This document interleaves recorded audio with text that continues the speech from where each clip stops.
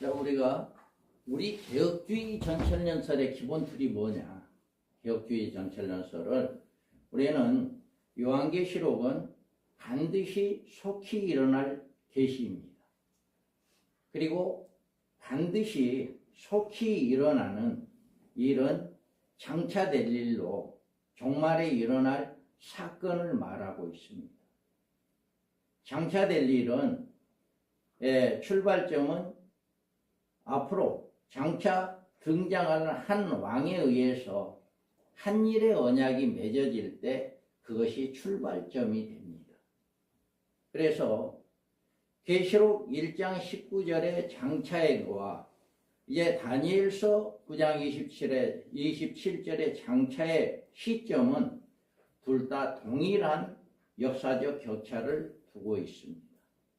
그래서 다니엘서 9장 27절에서 장차 한 왕에 의해서 맺어질 한 일의 동안의 사건 계시가 다니엘서 7장에서 전개됩니다. 요한계시록은 교회에 주신 장차 한 일의 기간 동안에 일어날 사건의 계시, 그리고 24장의 예수님의 종말과는 다니엘서 7장의 한 일회와 스가랴서 14장의 계시를 그 배경으로 하고 있습니다. 그러면 다니엘서 9장 27절의 한 일회와 다니엘서 7장의 한 일의 사건을 다루신 예수님은 마태복음 24장 15절에서 31절로 이제 말씀을 하고 있는데, 여기에서 보면 그러므로 너희가 선지자 다니엘이 말한 바 멸망에 가증한 것이 걸어간 곳에 선 것을 보거든 읽은 자는 깨달을진저. 여기에서 멸망에 가증한 것, 그자가 한 일의 언약을 이루게 되면 여기에서 그가 장차 앞으로 한 일의 언약을 이루게 될 것이다 라고 하는 것을 이야기합니다. 그리고 16절에 18절에도 그때 유대에 있는 자들은 산으로 도망할지어다. 지붕 위에 있는 자는 집 안에 있는 물건을 가지러 내려가지 말며 밭에 있는 자는 겉옷을 가지러 뒤로 돌이키지 말지어다. 이렇게 말하고 있습니다. 그래서 그때라고 하는 것은 이렇게 한 일회가 이루어지는 그때에 이런 일이 일어난다. 여기에서 지붕 위에 있는 자가 집 안에 물건을 가지러 내려가지 말고 밭에 있는 자는 겉옷을 가지러 뒤로 돌이키지 말라고 하시는 그 말씀은 우리가 늘 여기에서 보면 그날이 오면 민첩하게 구원의 일에 몰두하도록 하기 위해서 준비할 것을 이렇게 이야기하고 있는 거예요. 마지막 때 주님이 올 때가 되면 세상 일에 바쁜 것보다 이렇게 주님의 재림을 준비하는 자들이 되어라 라고 하는 그런 의미가 있습니다. 그래서 여기서 오직 그날에 고통이 남을 돌볼 만큼 여유 있고 대처할 만한 것이 못 된다. 그날이 되면 정말 내 혼자도 감당하기도 어려운 그런 급박한 그런 시기가 온다라고 하는 것을 의미하기도 합니다. 그래서 그날에는 아이벤 자들과 젖먹이는 자들에게 하가 있으리로다. 너희가 도망하는 일이 겨울에나 안식이 되지 않게 해라. 지금도 유대인들은 안식일날 멀리 안 가고 있잖아요. 그런 거기 때문에 이와 같이 안식일을 되지 않도록 기도해라 라고 이야기하고 있습니다. 그리고 이제 21절에 보면 또 그때에는 큰 환란이 있겠습니다. 창세로부터 지금까지 이런 환란은 없었고 후에도 없을 것이다. 앞으로 한 일의 언약이 이루어지게 된다면 이런 환란은 정말 전무후무한 환란이 오게 될 것입니다. 그리고 22절에 보면 그날을 감하지 아니하면 모든 육체가 구원을 얻지 못할 것이나 그러나 택하신 자들을 위해서 그날을 감하시리라. 여기에서 그날을 감하지 아니하면 일의 절반을 의미하는 것입니다. 그래서 우리가 한 일의 절반 하나님께서 감해 주기 때문에 우리가 이길 수 있는 이런 역사. 또 23절에서 27절에도 그때에 사람이 너에게 말하되 보라 그리스도가 여기 있다 혹 저기 있다 해도 믿지 말라. 거짓 그리스도들과 거짓 선지자들이 일어나 큰 표적과 기사를 보여 할 수만 있으면 택하신 자들도 미혹하리라.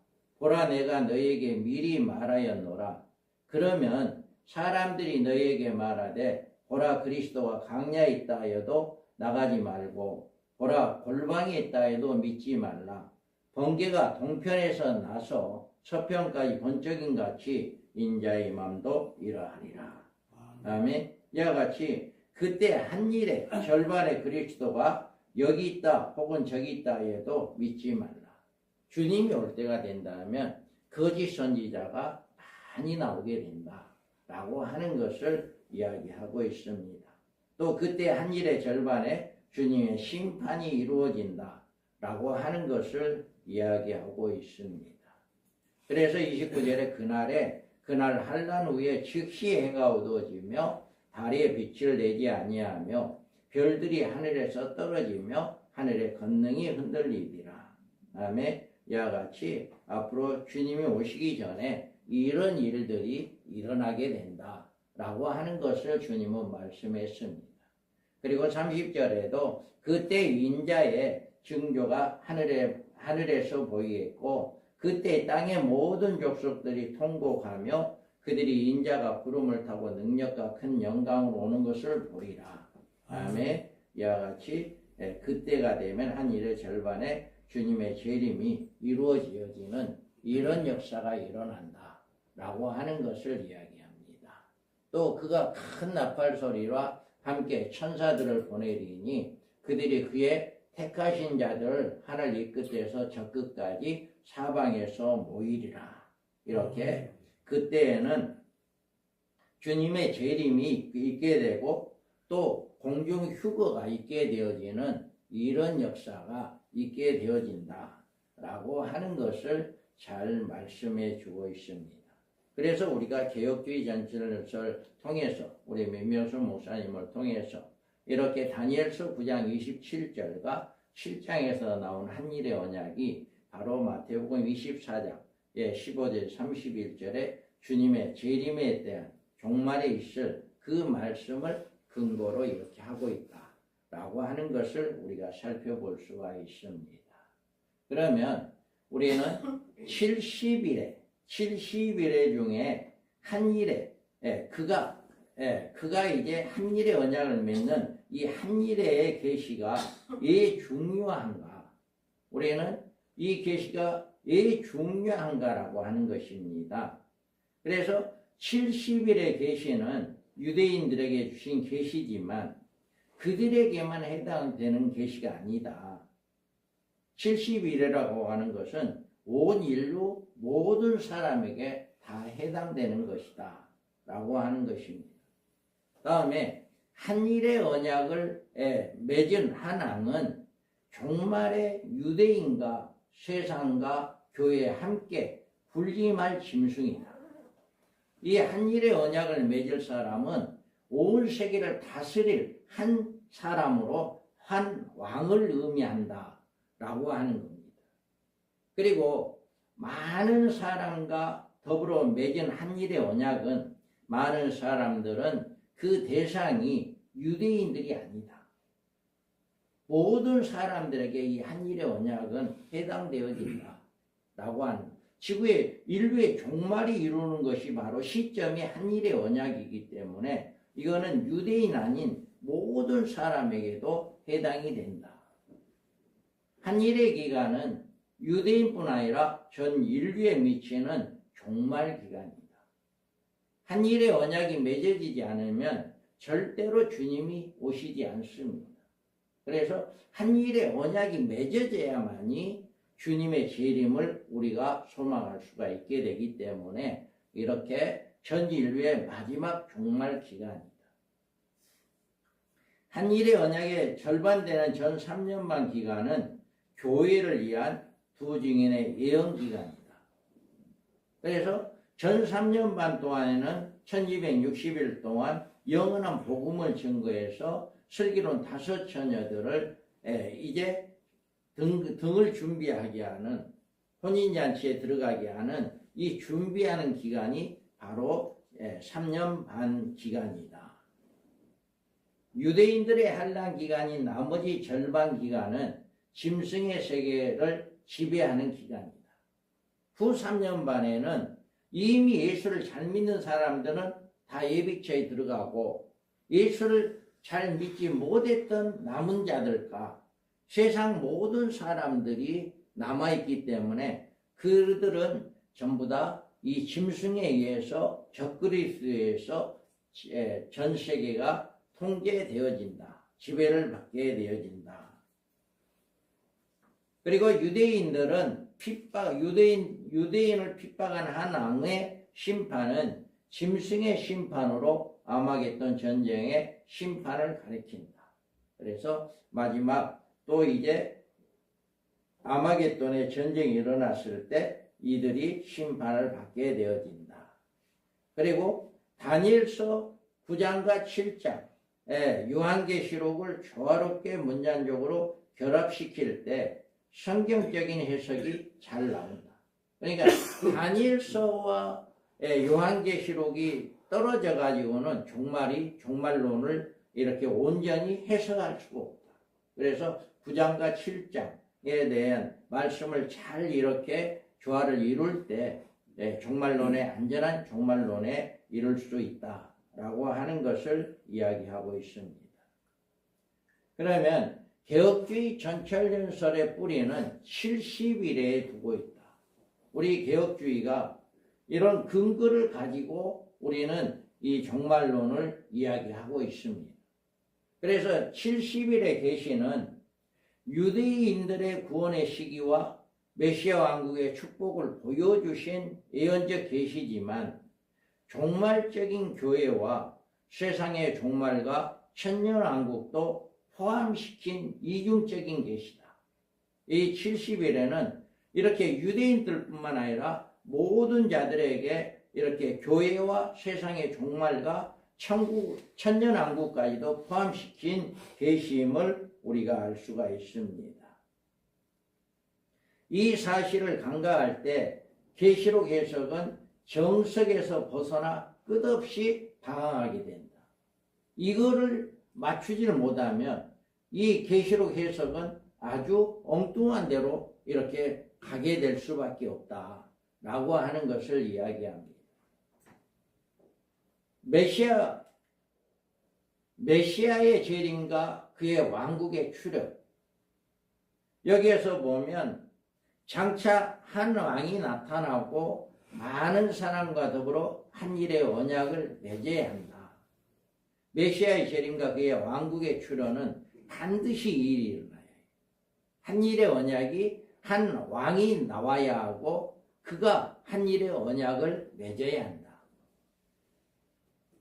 또 한 일회로 종말의 역사적 시기와 종말에 성취될 종말적 모든 사건을 계시해 주신다.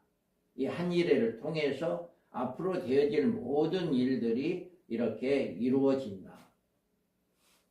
한 일에 발생할 종말적 사건을 다루고 있는 계시로 유대인들에게 보이신 한 일회의 종말적 사건이 다니엘서 7장이고, 교회를 위해서 주신 이 종말 계시는 요한계시록이다.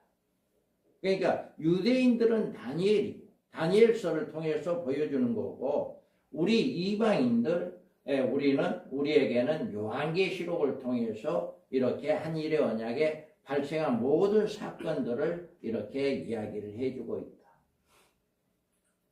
한일의 언약은, 한일에는 장차 될 일의 종말 사건이 성취될 역사적 기간이고, 요한계시록에는 이 기간에 일어날 종말적 사건만 계시되어 있다. 그러니까 요한계시록에서는 앞으로 한일의 언약이 이루어질 때 어떤 일들이 일어난다 라고 하는 것을 자세하게 설명해 주고 있는 것이 바로 요한계시록이다. 요한계시록에 등장하는 모든 인물, 사건 등은 역사적으로 인류의 종말 기간인 한일의 기간에만 존재하고 해당되어진다. 이 요한계시록에 있는 모든 인물은 과거의 인물이 아니다. 이미 역사적으로 이루어졌던 인물이 아니고 한일의 언약이 이루어질 때 쓰임받는 인물들이다 라고 하는 것을 우리 개혁주의 전철연설에서는 주장을 하고 있습니다.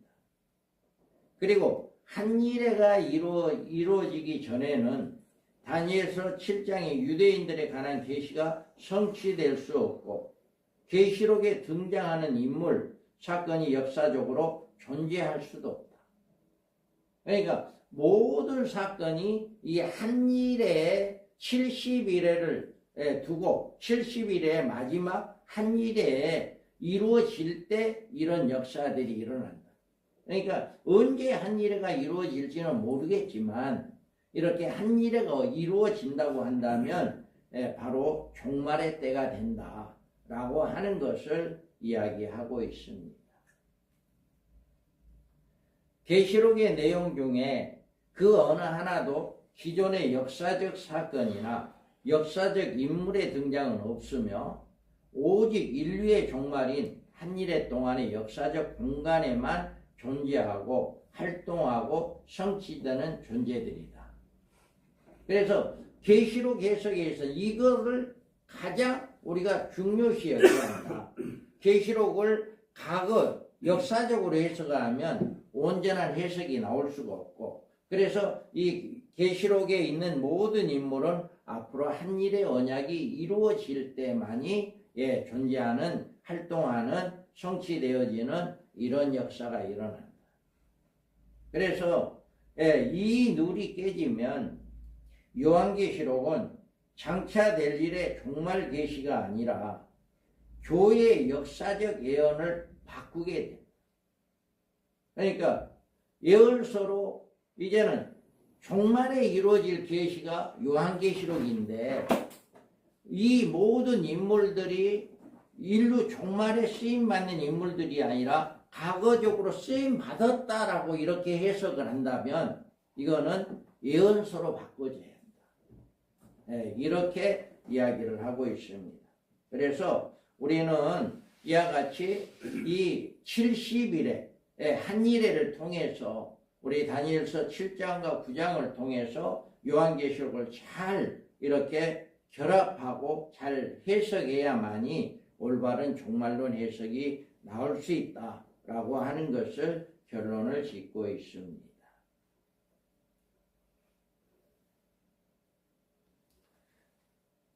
그러면 우리가 요한계시록에 보면 12장에 환난날의 교회와 예비처의 보호에 대해서 우리가 12장을 우리가 살펴보겠습니다.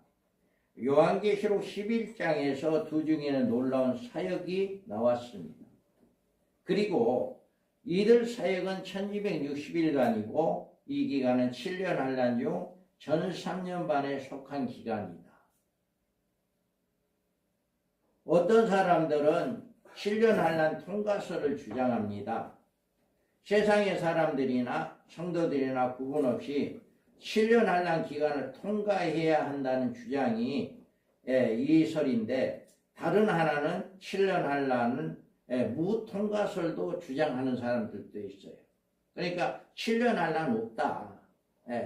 7년 환난을 겪지 않는다. 이 사람들 주장은 7년 환난은 세상에 내리는 환난이기 때문에 하나님의 교회는 7년 환난 전에 공중으로 휴거시키는 일로 7년 환난을 통과한다. 이렇게 주장하는 분들도 계십니다. 그러나 우리는 아직까지 전개된 계시의 흐름을 볼 때 7년 환난 중 전 3년 반은 이 세상에 살아가는 모든 인류가 통과해야 된다. 우리 개혁주의 전철연설에서는 전 3년 반은 모든 사람이 예수를 믿는 사람이나 예수를 믿지 않는 사람이나 예수를 잘 믿는 사람이나 못 믿는 사람이나 모든 사람이 다 통과한다. 교회도 이 기간에 통과하는 일의 예가 아니고, 그러나 전 3년 만에 고비인 1260일이 이르렀을 때 후 3년 만에 대환란 기간에 대해서 통과와 무통과의 판가름이 나는 것이다. 그래서 두 증인들이 부활 승천함과 동시에 교회는 하나님이 예비한 예비초로 들어가는 이런 역사가 일어나서 전 3년 반을 우리가 다 지내고 난 다음에 후 3년 반에는 안전하게 보호를 받게 되어지는 이런 사건이 있게 되어진다 라고 하는 것을 우리가 이렇게 성경을 통해서 살펴볼 수가 있습니다. 그때 이 세상에 살아남아 있는 모든 사람들은 후 3년 반에 떨어져서 짐승의 통치하를 이제 받게 됩니다. 그래서 요한계시록 12장은 이 같은 시기에 하나님의 교회가 어떻게 예비처로 옮겨지며 하나님의 보호를 받게 되는가에 대한 계시를 보여주기 때문에 12장이야말로 정말 그리스도인들이 소망 가운데 반드시 잘 배워야 하고 잘 이해해야 한다. 그래서 12장이 성도들에게 또 주의 종들에게 굉장히 중요한 말씀이다 라고 하는 것입니다. 그러면 12장에 우리가 여기에서 보면 이제 12장에 보면 12장의 대오로는 전투적 교회의 모습을 보여주는 모습인데요. 1절에 보면 하늘에 큰 이적이 보이니 해를 옷 입은 한 여자가 있는데 그 발 아래에는 달이 있고 그 머리에는 12별의 관을 썼더라. 아멘.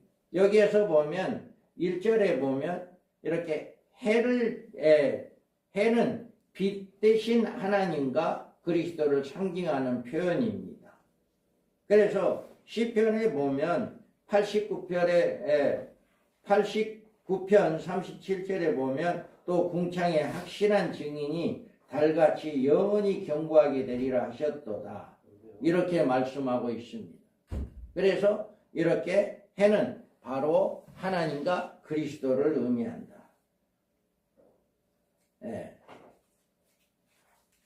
그리고 그 발 아래에 있는 달은 빛의 증인의 사명을 띤 성도로 이런 교회 신부 준비를 갖춘 성도들을 상징한다 라고 합니다.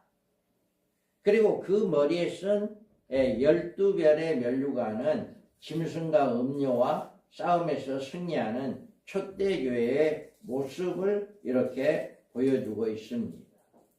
그래서 7장 9절에 보면 일 후에 내가 보니 각 나라와 족속과 백성과 방언에서 아무도 능히 셀 수 없는 큰 무리가 나와 흰옷을 입고 손에 종려가지를 들고 보좌 앞에 앞과 어린 양 앞에 서서라고 말씀합니다.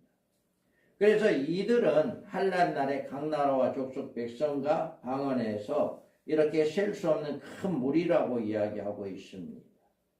이들은 두 증인과 함께 적그리스도와 싸워서 승리하여 두 짐승들이 하늘 보좌 부활 승천할 때 큰 독수리의 두 날개를 업어서 이렇게 옮겨지어는 이런 역사가 있게 되어진다 라고 하는 것을 이야기하고 있습니다. 2절에 보면 이자가 아이를 배워 해산하게 되매 아파서 애를 쓰며 부르짖고 있더라.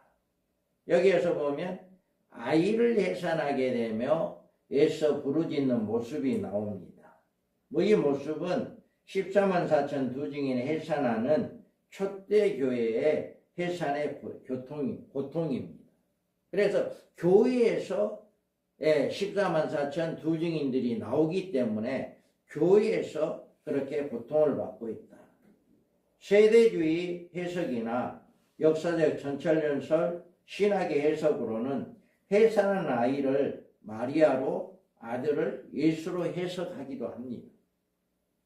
종말에 이루어질 계시에 마리아와 마리아의 몸에서 태어난 예수님의 잉태와 해산의 모습이 이곳에 등장할 이유가 없고 필요도 없게 된 것을 우리는 알 수가 있어요. 그런데 여기에서 이렇게 마리아라고 이야기하고 예수님이라고 이야기하느냐라고 하는 것입니다. 해산이라고 하는 것은 두 증인의 사역에 그들의 순교를 말하고 있습니다. 그래서 해산대매라고 이야기하고 있는데 이렇게 두 증인의 사역, 이때의 교회는 아파서 애를 부르짖는 이런 정말 힘쓰는 이런 일들이 있게 되어진다. 그 아프다는 말은 항충의 때들의 핍박과 실현에서 오는 고통을 이야기하고 있다. 5개월 항충의 때가 이때 있기 때문에 이때의 교회가 핍박을 받게 되어진다 라고 하는 것을 이야기합니다. 그리고 애를 쓰고 부르짖는다. 여기에서 보면 애를 쓰고 부르짖더라고 하는 말은 이때 하나님의 교회에서 부르짖을 애통하는 회개의 기도를 이야기한다. 그때가 되면 정말 믿음이 좋은 사람들은 교회에 모여서 힘써 기도할 것입니다. 정말 기도할 거예요. 그래서 그렇게 기도하는 교회, 그 교회에서 정말 두 증인들이 나오고 그들이 사역을 통해서 이루어지게 되는 이런 역사가 일어나게 된다라고 하는 것을 2절에서 잘 이야기하고 있습니다. 이는 큰 또 여기에서 14절에 보면 뭐라고 합니까? 이는 큰 환난에 나오는 자들인데 어린 양의 피로 그 옷을 씻어 희게 하였다라고 한 것처럼 이들은 대환난 날에 그의 백성들을 위해서 예비해 놓으신 장막친 예비처로 옮기기 위해서 이렇게 준비를 했다라고 하는 것입니다. 우리가 또 3절에 보면 여기에서 보면 3절에 보면 하늘에서 또 다른 이적이 보이니 보라 한 큰 붉은 용이 있어 머리가 7이요 뿔이 10이라 그 여러 머리에 7 안간이 있더라. 여기에서 보면 7머리가 10뿔은 붉은 용은 역대 제7제국입니다. 7제국인데 애굽, 아수르, 바벨론, 메데바사, 헬라, 로마 이거를 제7제국으로 이렇게 그리고 짐승 마지막에 짐승 발에 짐승을 의미하고 있다.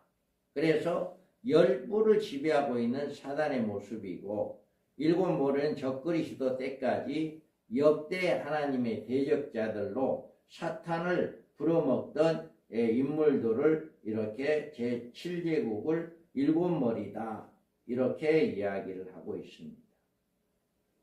그래서 내가 보던 10뿔은 열왕이니 아직 나라를 얻지 못하였으나 다만 짐승과 더불어 임금처럼 한동안 권세를 받으리라. 이렇게 10뿔이다 라고 이야기하고 있습니다. 앞으로 인류 종말에 이렇게 10제국이 10나라가 형성되어지는 이런 역사가 일어나게 된다 라고 하는 것을 이야기하고 있습니다. 그래서 10면류관이다 라고 이야기합니다. 여기에서 보면 내가 보니 바다에서 한 짐승이 나오는데 뿔이 10이요 머리가 7이라 그 뿔에는 10왕관이 있고 그 머리들은 신성 모독하는 이름들이 있더라 라고 이야기합니다. 그래서 여기에서 보면 10뿔은 10왕관이다. 그래서 10나라의 왕들을 이야기하고 있다 라고 하는 것을 이야기합니다. 그래서 앞으로 적그리스도에서 지배를 받으며 함께 권세를 누릴 10뿔의 권세가 이렇게 나타나고 있다. 앞으로 이렇게 전 세계적으로 역대 나라 7나라가 있었고 10왕이 생기게 된다. 10뿔이 생기게 된다 라고 하는 것입니다. 우리가 4절에서는 그 꼬리가 하늘의 별 3분의 1을 끌어다가 땅에 던지니라. 용이 해산하로는 여자 앞에서 그가 해산하면 그 아이를 삼키고자 하더니 라고 합니다. 여기에서 주의 종들을 타락시키고 교회를 핍박하고 두 종을 죽이려는 붉은 용의 활동을 이야기합니다. 그래서 이와 같이 하늘의 별 3분의 1을 땅에 던진다. 이들은 사탄의 하나님을 대적하다가 타락할 때 함께 내어쫓긴 천사들을 말하는 것이 아니고, 하늘의 별은 여기에서 보면 8장 10절에 보면 셋째 천사가 나팔을 부니 햇불같이 타는 큰 별이 하늘에서 떨어져 강들의 3분의 1가 여러 물샘에 떨어진다라고 이야기했어요. 그래서 여기에서 첫째 천사가 나팔을 불 때 큰 별이 물샘에 떨어져서 쑥이 되고 한 일과 연결시켜서 계시를 하고 있어요. 그래서 12절에 보면 8장 12절에 보면 넷째 천사가 나팔을 부니 해 3분의 1과 달 3분의 1과 별들의 3분의 1 타격을 받아 그 3분의 1이 어두워지니 납 3분의 1은 비춤이 없고 밤도 그러하더라. 이와 같이 여기에서 침을 받은 별들은 3분의 1과도 관계가 되는데, 이 붉은 용의 꼬리는 사탄의 거짓된 강교, 교활, 또 속임수를 말하는데, 이 붉은 용의 꼬리가 하늘의 별 3분의 1을 끌어다가 땅에 던진 것은 별로 상징된 하나님의 종들을 타락시켜 샘물로 상징된 하나님의 진리의 말씀을 흐리게 하여 영적 생명으로 죽이게 한다. 앞으로는 이렇게 영적, 이제 하늘의 별, 주의 종들 3분의 1을 끌어다가 이제 타락시키게 되어지는 이런 일들이 있게 되어진다. 그래서 데살로니가 후서에서도 이렇게 이야기합니다. 누가 어떻게 하여도 너희가 미혹되지 말라. 먼저 배교하는 일이 있고 저 불법의 사람 곧 멸망의 아들이 나타나기 전에는 그날이 이르지 아니하리라. 이와 같이 종말에 많은 주의 종들이 진리에서 떠나 짐승을 따르게 될 것입니다. 앞으로 그렇게 될 겁니다. 이들은 음녀의 형태로 등장하여서 배도 세력으로 형성할 것입니다. 그래서 이들의 타락은 붉은 용인 사탄의 미혹으로 온 것이기 때문에 붉은 용이 하늘의 별 3분의 1을 끌어다가 이렇게 땅에 던진다. 이렇게 말하고 있습니다. 그래서 이 4절에서는 주의 종들이 이제 붉은 용에 의해서 음녀화되어지는 거짓 종들이 되어지는 이런 역사가 있게 되어진다라고 하는 것입니다. 5절에서는 여자가 여기에서 여자를 낳으니 이는 장차 철장으로 만국을 다스릴 남자라. 그 아들은 하나님 앞에 그 보좌 앞에 올려가더라. 여기서 남자아이가 나옵니다. 남자아이는 두 증인 예언 사역을 마치고 순교 후에 승천하는 모습으로 이렇게 보여집니다. 이는 장차 철장으로 만국을 다스릴 남자다. 이것은 두 증인들이 장차 누리게 될 영광스러운 심판의 권세, 정말 이 심판의 권세가 두 증인들에게 있게 됩니다. 그리고 이들은 이 아들이 하나님과 그 보좌 앞에 올라가더라. 이것은 두 증인들이 1260일간 예언을 마치고 적그리스도에 순교한 후에 부활 승천하는 모습이 보여주고 있다. 그래서 이렇게 5절에서 두 증인들이 사역에 대해서 이렇게 보여주고 있어요. 이곳에 해입은 여자와 그가 해산한 아이를 등장시킨 이유는 환난 날에 하나님의 교회와 두 증인 간의 관계를 보이기 위해서 이렇게 5절에서 보여주고 있다. 그래서 남자를 낳은 아이, 해를 입은 여자는 해산을 했습니다. 성령이 임재하시는 초대교회 진리에 굳게 서서 비진리와 타협하지 않고 적그리스도의 무리와 떠나는 영적 투쟁을 하고 교회에서 이 종말의 사명자들이 나오는 마지막 때는 정말 영적으로 싸움 없으면 그 교회는 승리할 수가 없어요. 그래서 마지막 교회는 살아남기 위해서는 기도에 힘쓰는 영적으로 힘쓰는 그런 교회들이 되어야 해요. 그래서 세상과 더불어서 적당히 타협하는 교회에서는 이런 사명자가 나올 수가 없습니다. 이세벨의 교훈을 용납하는 교회, 기복신앙으로 세상을 따라가는 교회에서는 이런 사명자가 나올 수가 없다. 그래서 이들이 보좌 앞에 올라갔다라고 이야기합니다. 적그리스도는 이들을 죽이는 일에 일시적으로 승리했지만 그것은 결국 하나님의 생기를 받아 다시금 살아나 부활 승천해서 이렇게 올라가게 되어지는. 그래 우리 예수님을 십자가에 죽이고 난 다음에 그들이 승리했다 했지만 부활하신 예수님이 승리하신 거잖아요.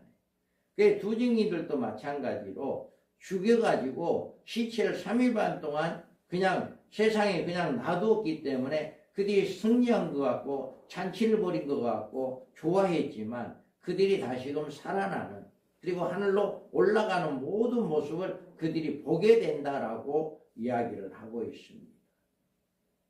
그래서 여기에서 보면 또 내가 보니 보라 어린 양이 시온산에 섰고 그와 함께 14만 4천이 서 있는데 그들의 이마에는 어린 양의 이름과 그 아버지 이름에 쓴 것이 있더라. 이와 같이 시온산에 올라가서 이들은 부활하고 나서 하늘로 올라가서 어디에 가 있냐? 시온산이라고 하는 곳에 가 있다라고 하는 것을 이야기하고 있습니다. 그래서 이들이 부활 승천 후에 하늘의 보좌에 올라간 상태를 이렇게 보여주고 있다.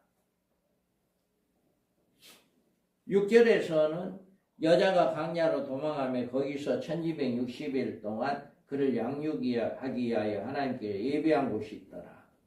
여기에서 보면 남자는 승천하고 여자는 교회는 예비처로 옮겨 후 3년 반을 양육받게 되어진다.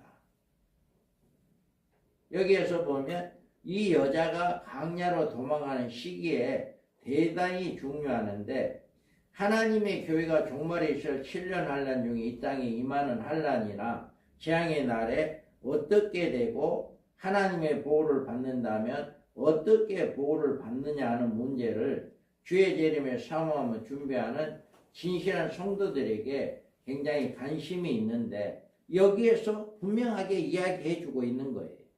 우리는 이 12장을 통해서 어떻게 우리가 이렇게 예수를 잘 믿는 사람들이 어떻게 마지막 환난을 피할 수 있게 되느냐, 이거를 여기에서 이야기를 해주고 있어요. 그래서 광야로 도망간다. 그날의 이 문제는 우리가 직접 부닥칠 문제인데 이런 일에 있어서 시한부 종말론자들이 많은 조건들을 붙이고 공포감을 이렇게 갖게 합니다. 그러나 우리에게는 그 어떤 두려움도 없어요. 여러분 이 말씀을 듣고 두려워하거나 어떤 떨리는 이런 일이 아니잖아요. 우리는 믿음을 지키고 있으면 그냥 하나님께서 우리를 후 3년 반의 고통을 받지 않게끔 안전하게 보호처로 옮겨준다 라고 하는 거니까 이건 두려운 일이 아니잖아요. 우리는 안전하게 보호를 받는다라고 하는 이거를 이야기해 주고 있다라고 하는 거죠. 그런데 이 잘못된 성경을 해석을 잘못 해석하고 있는 이단들은 이 말씀을 가지고 성도들에게 두려움을 주는 말씀으로 해석을 하는데 이 말씀은 절대로 우리가 두려워하는 말씀이 아니다. 우리를 안전하게 보호해 주기 위한 하나님의 말씀이다 라고 하는 것을 이렇게 이야기하고 있습니다. 여기서 하늘에서 우리가 쫓겨난 용과 교회가 당하는 핍박이 여기에서 7절에서 17절에 이렇게 있습니다. 그래서 우리는 이 하늘의 전쟁에서 붉은 용과 그 사자들을 땅으로 내어 쫓습니다 했는데 마귀가 그의 사자들과 미가엘과 하늘의 전쟁에서 패배하여 땅에 내쫓김을 이렇게 보여주고 있습니다. 그래서 이 전쟁은 물론 영적 전쟁이지만 종말에 있을 지상의 사건과 밀접한 관계를 가지고 있는 사건입니다. 그래서 이 전쟁 시기는 7년 환란 시기 전후가 될 것이다. 하늘의 전쟁에 미가엘과 이제 이 악한 영들이 싸우는 이 전쟁은 이렇게 이 전쟁의 시기에는 7절 이하에 언급되어 있는데 우리가 교회 예비처럼 옮겨진 후에 일어난 사건이 아니다. 그 전에 한일의 언약이 이루어지기 전후에 이런 일들이 일어나게 될 것이다. 그리고 이 붉은 용이 하늘에서 내쫓긴 이후에 첫째 아가 임한다는 사실을 계시록 9장에서 보여주고 있기 때문에 우리는 이 하늘의 전쟁이 바로 한일의 언약 전후 바로 그때에 그 시기에 일어날 것이다 라고 하는 것을 우리가 볼 수가 있습니다. 그리고 우리는 여기서 다섯째 천사가 나팔을 불며 내가 보니 하늘에서 땅에 떨어진 별이 하나가 있는데 그가 무적경의 열쇠를 받았더라.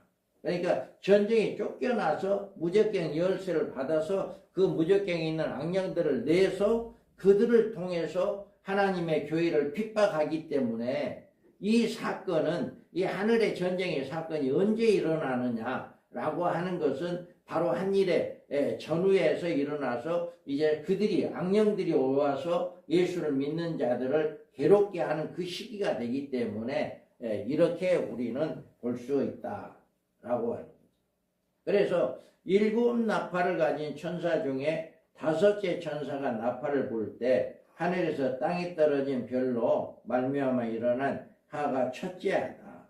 바로 이렇게 에뱀 용이 이제 하늘에 쫓겨나와서 무적경에 있는 악령들을 끌어올려서 나오게 해서 그들을 통해서 예수 믿는 자들을 괴롭게 하여지는 이것이 바로 첫째 하다. 그래서 여기에서 우리는 이런 일이 있게 된다.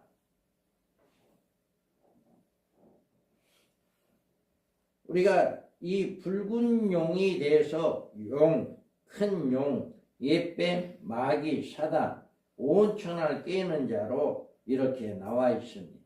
그래서 옛뱀, 곧 마귀라고도 하고 사탄이라고 하며 온 천하를 깨는 자다. 이렇게 이야기합니다. 그래서 우리는 이가 하나님의 구원과 능력과 나라와 또 그의 그리스도의 권세를 이루어서 이렇게 하늘의 음성의 사탄의 추방으로 인하여서 하나님의 심판이 본격적으로 이루어지게 되는 이런 역사들이 일어나게 된다라고 하는 것을 이야기하고 있습니다.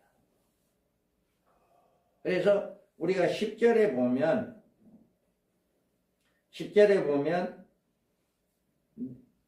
내가 여기서 내가 또 들으니 하늘에 큰 음성이 있어 이르되 이제 우리 하나님의 구원과 능력과 나라와 또 그의 그리스도의 권세가 나타났으니 우리 형제들을 참수하던 자 곧 우리 하나님 앞에 밤낮 참수하던 자가 쫓겨났고 라고 이야기합니다.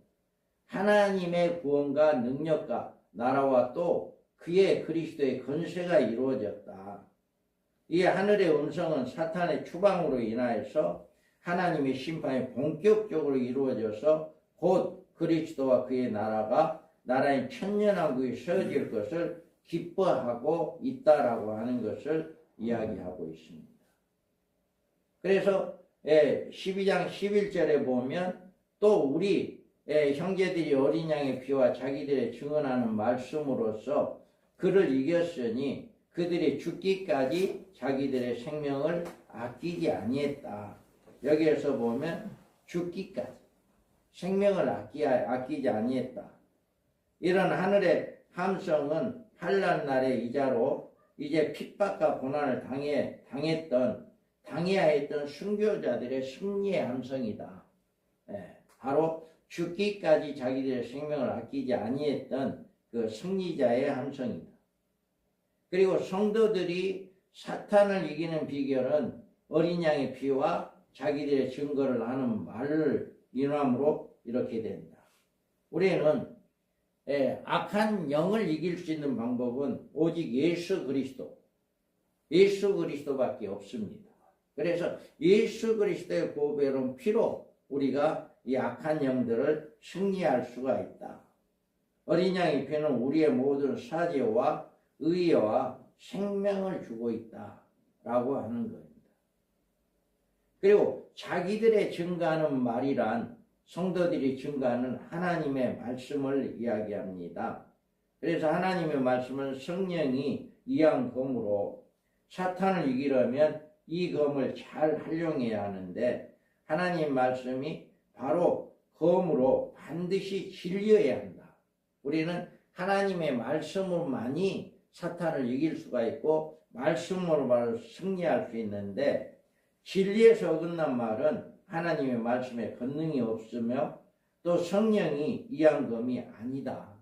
그래서 우리는 마지막 때 우리가 이길 수 있는 것은 바로 말씀, 진리를 가지고 악한 영들을 이겨야 한다라고 하는 것을 이야기하고 있습니다.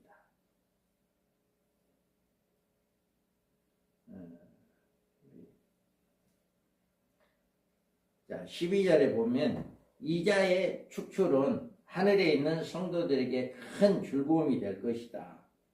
그래서 옅은 용이 하늘에서 쫓겨나니까 이렇게 이자가 쫓겨남으로 말미암아 이 땅에 심판과 재앙이 임함으로 하가 있을 것이라고 했는데 이자로 인해서 일어나는 하 중에 교회가 입을 첫째 하로 곧 황충의 환란의 해가 이렇게 임하게 된다라고 하는 것을 이야기합니다. 그리고 13절에서 보면 용이 자기가 땅으로 내쫓긴 것을 보고 남자를 낳은 여자를 박해한다. 이렇게 이야기합니다. 이렇게 첫째 하로 교회를 핍박하는 게 바로 13절이다. 마귀가 땅에 내쫓기어서 무적경의 열쇠로 무적경을 열어서 악령들을 이렇게 내서 교회를 핍박하게 되어지는 이런 일들이 일어납니다. 그래서 여기에서 용이 내쫓긴 후에 짐승과 손을 잡고 교회를 핍박한다. 남자를 낳은 여자를 박해한다. 그리고 이 용이 공격 시기에 대해서 말을 합니다. 그 꼬리가 하늘의 별 3분의 1을 끌어다가 땅에 던지니라. 용이 해산하려는 여자 앞에서 그가 해산하면 그 아이를 삼키고자 하더라. 여기서 우리가 알아야 할 일은 남자의 공격은 여자의 공격 후에 있게 된다. 그러니까 남자의 공격, 여기에서 여자를 여기에서 보면 여자 앞에 그가 해산하면 아이를 삼키고자 하더라 라고 했는데 여기서 여자가 해산하는 고통이 나오는데 이 고통은 교회가 적그리스도로부터 당하는 영적 핍박을 이야기합니다. 그러니까 앞으로 적그리스도가 나오게 되면 교회가 핍박을 받게 된다.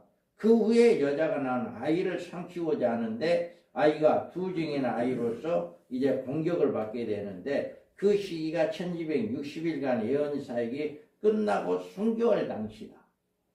그러니까 교회가 먼저 핍박을 받고 적그리스도부터 그 다음에 아들이 이제 1260일 복음이 증거되고 죽임을 당하는 이런 역사가 일어나게 된다. 이것을 이야기합니다.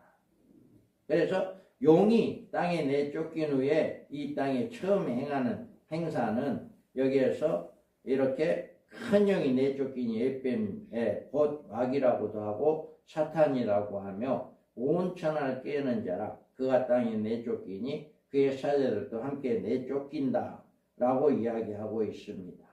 그래서 용이 하늘에 내쫓기는 9절에서 계시해 주지만 그가 땅에 내쫓긴 후에 이 땅에서 행한 처음 행사에 대해서는 9장 1절에서 계시해 주고 있어요. 다섯째 천사가 나팔을 불 때 내가 보니 하늘에서 땅에 떨어진 별 하나가 있는데 그가 무적경 열쇠를 받았다 라고 이야기해요. 그래서 여기서 하늘에 떨어진 별 하나가 미가엘과 전쟁에서 패해서 지상으로 내려왔는데 그가 내려와서 뭘 했냐? 가장 먼저 한 일은 무적경 열쇠를 가지고 악령들을 끌어올렸다 그래서 이 사탄이 잠정적으로 열쇠를 받아서 그 문을 열게 된다. 그래서 이 무적행 문을 여는 일로 이 땅에 5달 동안에 황충의 환란이 있게 되어진다. 그래서 이 에뱀 영이 땅에 내쫓겨서 가장 먼저 한 일은 무적행의 악령들을 끌어올리는 그런 일을 하게 됐다라고 하는 것을 이야기합니다. 우리 한 10분 쉬었다가 하겠습니다.